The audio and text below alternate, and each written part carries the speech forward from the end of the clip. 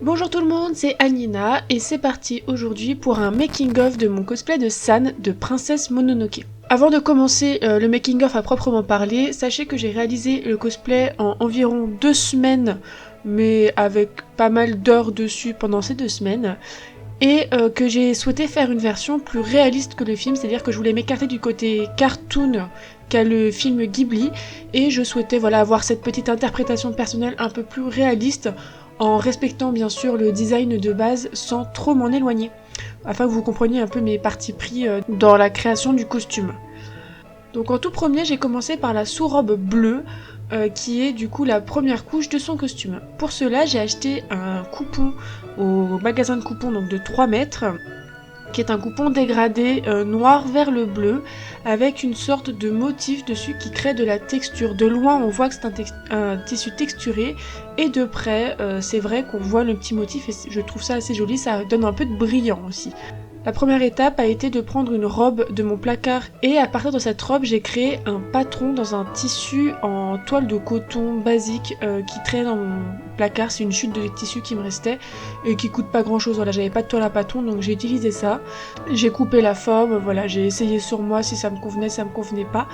Et à partir de là, j'ai pu couper dans mon tissu final la robe à partir du patron que j'ai créé dans ma toile de coton. Donc j'ai épinglé la robe, et une fois enfilée, avec des épingles, j'ai commencé à créer les pinces. J'aurais pu le faire directement dans le patron, mais là j'ai décidé de le faire face au miroir. Je sais pas pourquoi, j'ai envie de faire comme un moulage. Donc je l'ai fait pour devant et pour derrière. Une fois que les pinces ont été placées grossièrement devant le miroir, j'ai remis à plat mes parties de robe, et j'ai recréé les pinces que j'avais épinglées, mais proprement, c'est-à-dire de façon égale, symétrique et placée aux bons endroits par rapport à mon corps.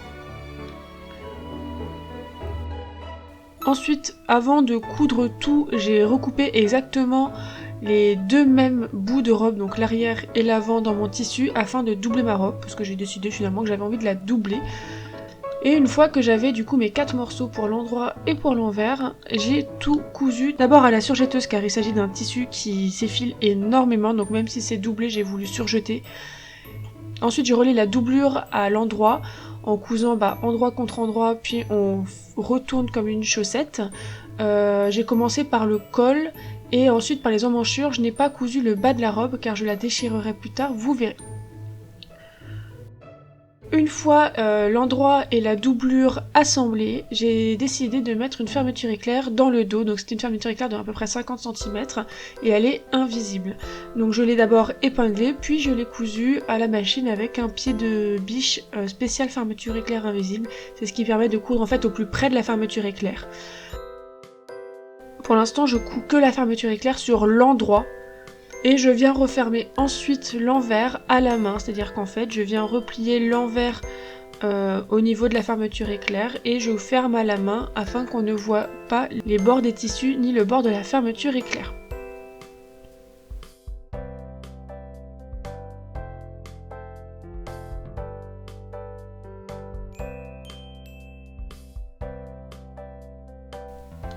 Pour fermer la robe, du coup il y a la fermeture éclair dans le dos, mais j'ai aussi dû rajouter 3 crochets en haut de la fermeture éclair car elle n'était pas assez longue pour moi. Donc voilà, il y a 3 petits crochets tout en haut qu'il faut accrocher pour refermer correctement la robe.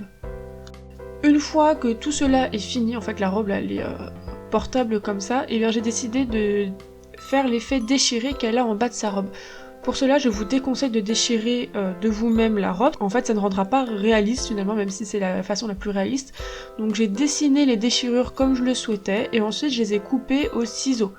Comme mon tissu s'effile beaucoup et que je n'allais pas coudre l'endroit et l'envers, j'ai tout brûlé avec un allume-bougie. Ça permet de faire fondre la fibre synthétique, ça ne fonctionne qu'avec la fibre synthétique, faites attention. Donc ça fait fondre la fibre synthétique et du coup ça permet que ça ne s'effile beaucoup moins. Une fois tout brûlé et tout découpé, j'ai fini par décorer la robe avec un fil à broder sur les côtés. Voilà, j'ai fait des petits points de broderie beige sur les côtés pour avoir un côté rapiécé et un petit côté réaliste. Et en plus, ça n'est pas forcément réaliste, mais ça décore et je trouvais que ça rajoutait un petit truc à la robe. Et à partir de là, la robe est finie. Sachez que j'ai rajouté 2 pressions sur les épaules pour fixer la cape plus tard, la cape de fourrure.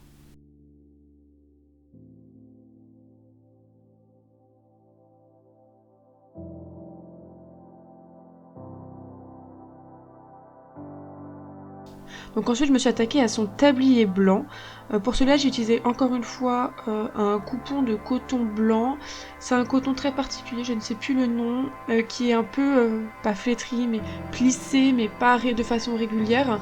Ça fait un peu comme un chiffon et je trouvais ça très très bien pour cette partie-là. Donc comme la première fois j'ai pris une robe très large que j'avais qui me semblait correspondre pour ce dont j'avais besoin et par contre là j'ai découpé directement dans mon tissu parce que comme c'est très large je savais que ça irait. Donc j'ai fait des pinces, finalement je les ai gardées que dans le dos, vous verrez que devant j'ai enlevé toutes les pinces et j'ai fait des pinces par contre dans le dos pour avoir la cambrure de mon dos. Et comme pour la robe bleue, j'ai découpé les déchirures au ciseau. Là, je les ai même pas dessinées, j'y suis allée comme ça parce que avec le tissu bleu, je m'étais entraînée, donc je savais ce que je voulais. J'ai rajouté des trous, pour le bleu aussi d'ailleurs, il y avait des trous, pour avoir ce côté presque grignoté par les mites que je voulais ou par les petits insectes de la forêt. Donc une fois que j'ai tout découpé et épinglé mes pinces, j'ai passé à la machine toutes mes pinces. Ensuite j'ai fait la même chose, endroit et doublure, donc j'ai lié l'endroit et la doublure. J'ai cousu endroit contre endroit, puis j'ai retourné pour avoir le tablier fini avec tout retourné vers l'intérieur. Le tissu était à mon goût beaucoup trop blanc et beaucoup trop propre, donc comme je venais de recevoir mon aérographe, je me suis dit que j'allais le tester sur ce tissu là. Donc sachez que les images que vous voyez, c'est la première fois que j'utilise l'aérographe de toute ma vie. C'est pour ça que ça fait des concentrés de peinture à certains endroits, c'est parce que j'avais du mal encore à gérer la pression, etc. Mais au moins ça fait cet effet sale et abîmé du tissu et presque brûlé et j'aimais bien. Puis pour parfaire le côté abîmé, sali de la robe, j'ai utilisé la même technique que j'ai fait pour Link, donc je vous invite à voir la vidéo quand j'avais fait les ombrages sur Link. En gros j'imbibe d'eau et avec ma peinture à tissu marron ou noir, je viens déposer les pigments sur le bord du tissu et je laisse se diffuser dans l'eau. Et s'il se diffuse mal de même avec une éponge que je viens tapoter pour aider à diffuser, voilà. Donc ça, j'ai fait ça sur tout le bord du tissu, ce qui donne un côté brûlé, mais aussi un côté sale et poussiéreux sur la robe.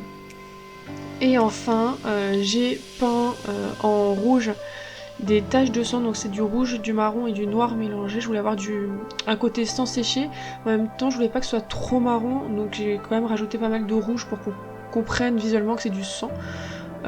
Et j'ai fait de plusieurs manières, soit avec une éponge, soit avec un pinceau, soit en faisant des projections. Voilà, je me suis un peu éclatée dessus pour avoir ce côté un peu sanguinaire, pour rappeler le fait que c'est une louve, enfin qu'elle a été élevée par les loups et du coup qu'elle est un peu sanguinaire et que c'est pas non plus une princesse Disney. Pour fermer la robe, du coup, il y a des petits cordons sur le côté que j'ai incrustés entre la doublure et l'endroit et que je noue entre eux tel un tablier pour fermer.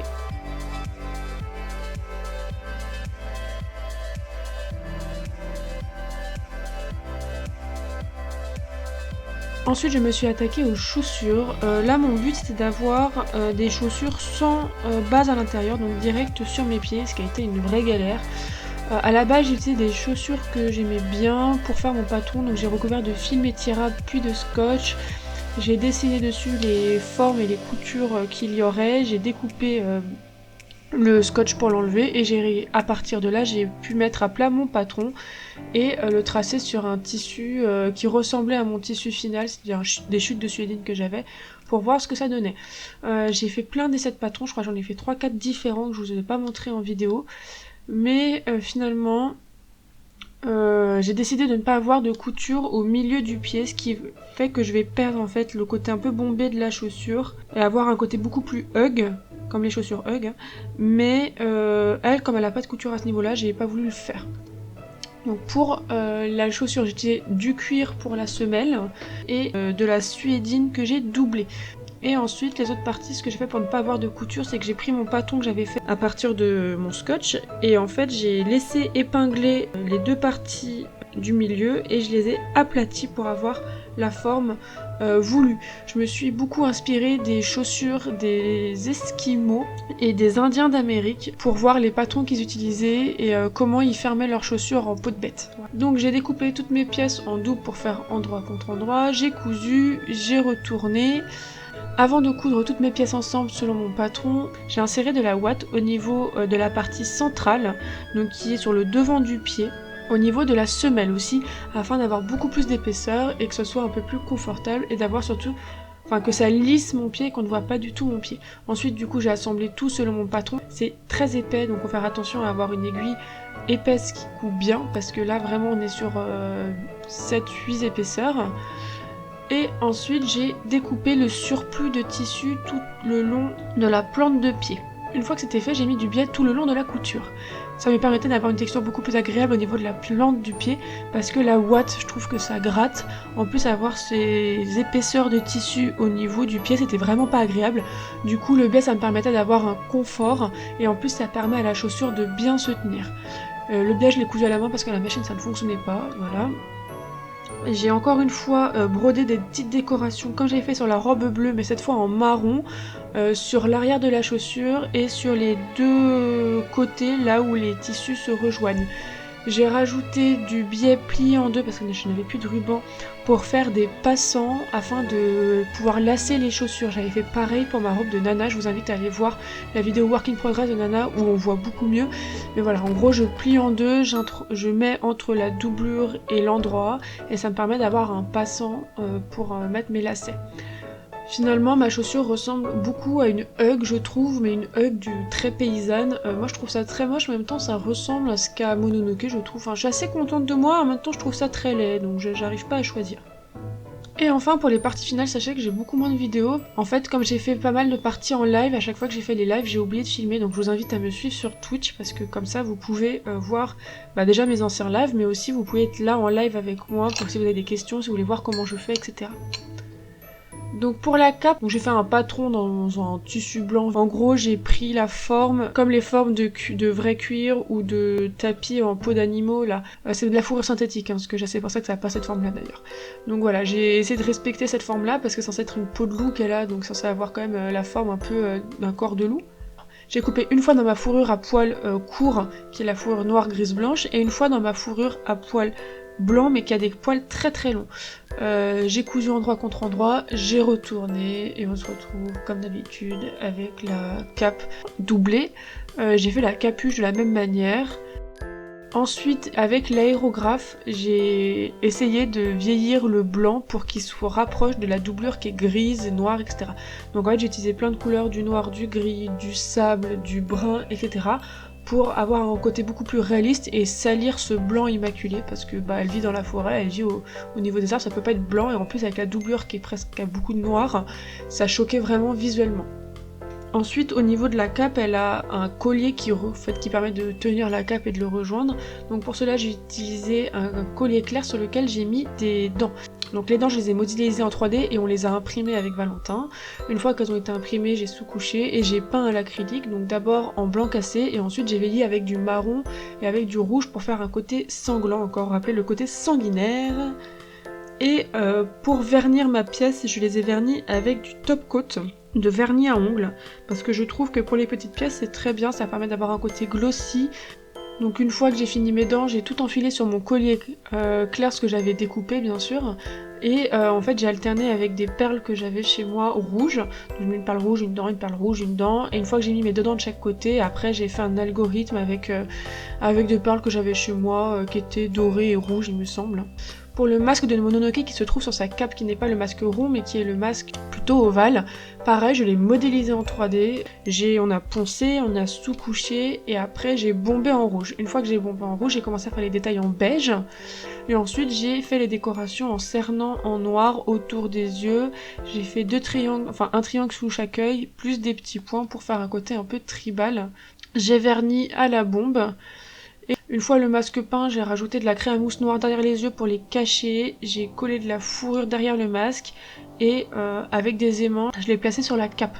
Les oreilles, je sais pas ce que j'ai fait, j'ai complètement oublié de filmer le processus, mais en gros avec de la craie à mousse, j'ai coupé la forme des oreilles, j'ai thermoformé j'ai sous-couché, j'ai peint, j'ai verni et ensuite j'ai mis de la fourrure en bas de l'oreille et j'ai collé directement par contre l'oreille à la cape. Et voilà, du coup la cape est finie, il y a les pressions qui permettent de la tenir sur les épaules. Pour les ceintures, pareil, j'ai oublié de filmer, c'est toute une partie là que j'ai pas filmé, je sais pas pourquoi, mais en gros c'est très simple, j'ai pris pareil des colliers Clairs, et comme j'ai fait en 2 semaines et que j'étais pressée par le temps, j'ai pas pu commander sur internet, donc j'ai pris chez Clairs, ça m'a coûté très cher, donc prenez sur internet si vous pouvez. Donc j'ai pris plusieurs colliers pour récupérer des perles ou des types de pendentifs que je n'avais pas, et j'ai lié ça à des perles que j'avais beaucoup de perles un peu tribales. Du coup voici le rendu final du costume, j'espère que ça vous plaît, j'espère que ce petit côté réaliste et ma petite touche personnelle vous a plu, c'est la première fois que je fais vraiment ça. D'habitude c'est vrai que je me fie vraiment à l'image de référence, c'était la première fois que je partais autant d'images de référence. Sachez que la dague, je l'ai modélisée aussi en 3D et c'est Valentin encore une fois qui l'a imprimée.